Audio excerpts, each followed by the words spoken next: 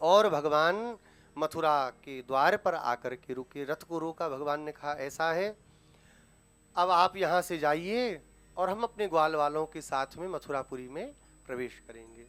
अक्रूर जी को भगवान ने भेजा, पीछे से नंद बाबा ग्वाल वालों के साथ में आए।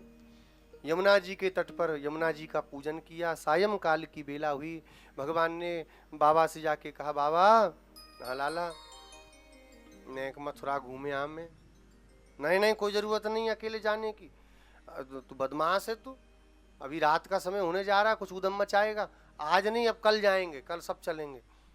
अब भगवान ने सुना तो दुखी हो गए, चलो कोई बात नहीं, बाबा कह रहे हैं ठीक है चलो रुक जाते हैं। लेकिन भैया तो संग हैं, बाबा नहीं जाने दे रहे, तो भैया का संग मिला तो जाने ही देंगे।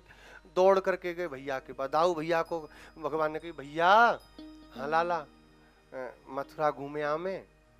अरे मैं नहीं जा रहा, तू उधम मचाता है।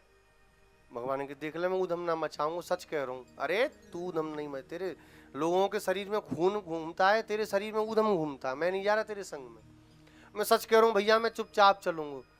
दाऊ जी बोले मैं नहीं जा रहा, तू रहने दे, तू कर उधम, तू बाबा के सच ही। भगवान ने कही अब सीधी उंगली से घी नहीं निकल रहा। भगवान ने कही रामावतार का याद दिलाना पड़ेगा। भगवान ने कही क्यों, भूल गए रामावतार का?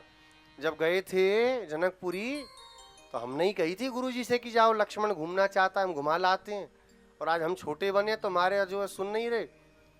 बलदाऊ जी बोले अच्छा हंस करके चल चल चल चल, उधम मत करियो। सब ग्वाल वालों को साथ में लेके चले, और जैसे ही पता चला कि भगवान श्याम सुंदर मथुरापुरी में प्रवेश कर रहे हैं, सारे के सारे मथुरावासी भाग भाग के भगवान का दर्शन करने लगे। सारी गोपियां अपने अपने छज्जों से अटारियों से झांक झांक के देखने लगी, आ हा हा कितने प्यारे, कौन है री, कन्हैया कौन है? देखो वो दोनों आ रहे हैं दूर से, वो जो पीले पीले कपड़े पहने श्याम वर्ण के वही कन्हैया हैं, और वो नीले नीले कपड़े पहने गौरे गौरवर्ण के वो बलदाऊ भैया, इनके बड़े भैया।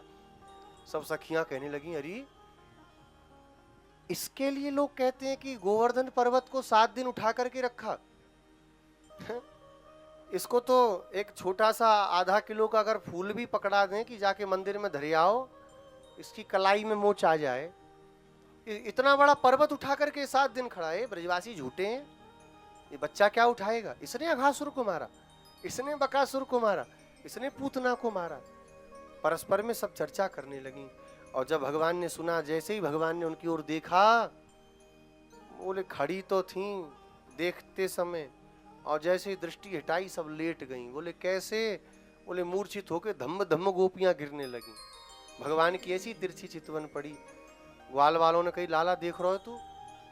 क्या कैसे देख रहे हैं? हमें घूर रहे हैं सब रे मथुरा वारे।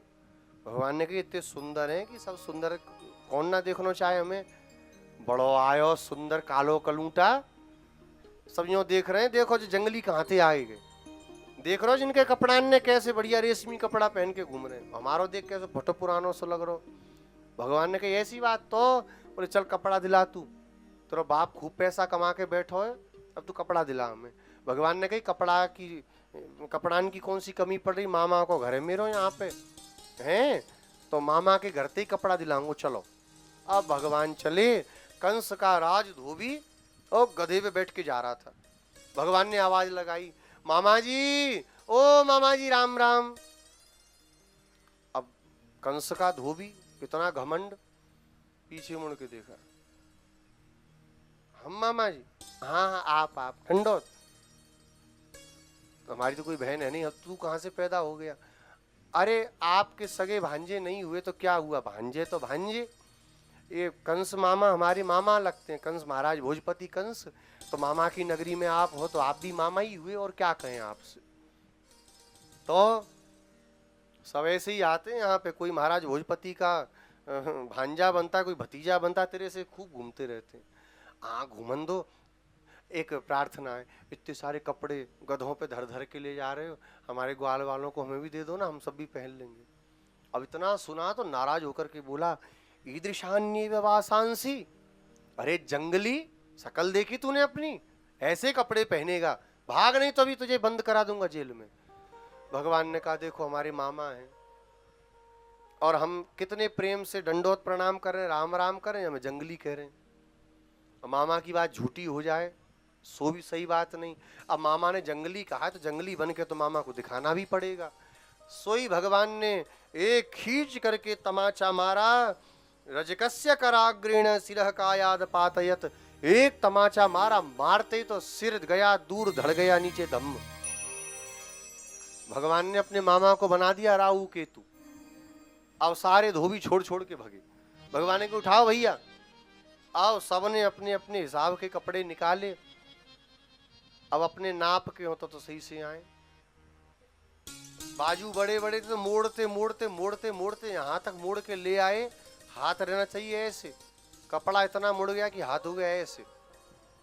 अब बगलबंदी चलती थी पहले, ऐसे बांधते थे। बगलबंदी को पीछे से 4 राउंड घुमा करके लाए, बांध बूंद करके किसी तरह खड़े हो गए।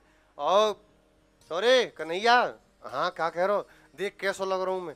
आए हाय, नजर ना आए लग जाए तो आजा, काजा टिक्का लगाऊं तू, बहुत प्यारो लग रहा हो भैया। और कन्हैया देख हमें देखियो, देखियो।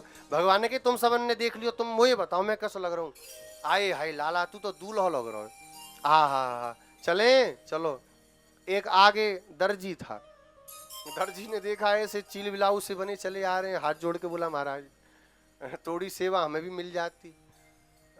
कपड़ों की शोभा बढ़ गई इनकी आपसे। ये कपड़े पहने तो आप अच्छे लगने लगे, सो बात नहीं, ये कपड़े धन्य हो गए जो आपने इनको पहन लिया, आपके ग्वालों ने इनको पहन लिया। थोड़ी सेवा मिल जाती महाराज, थोड़ा नाप का बना देते तो थोड़ा ज्यादा ठीक था। भगवान ने कही हम अकेले नहीं है, मेरा भी बहुत बड़ा परिवार है। तो ठीक है। अब कैंची लेकर के, सुई धागा लेकर के सारे के सारे दर्जी आ गए और कैंची चलाने की भी जरूरत नहीं पड़ी। निर्जीव कैंची भी सजीव होकर के भगवान की सेवा के लिए कपड़ों को काटने लगी, सुई धागा अपने आप चलने लगे, खूब सुंदर वस्त्र हो गया। भगवान ने वरदान दिया, श्रियम च परमाम लोके बलेश्वर्य स्मृति इंद्रियम, खूब संपत्ति प्राप्त हो और मरने के बाद तुम हमारे धाम को प्राप्त करो।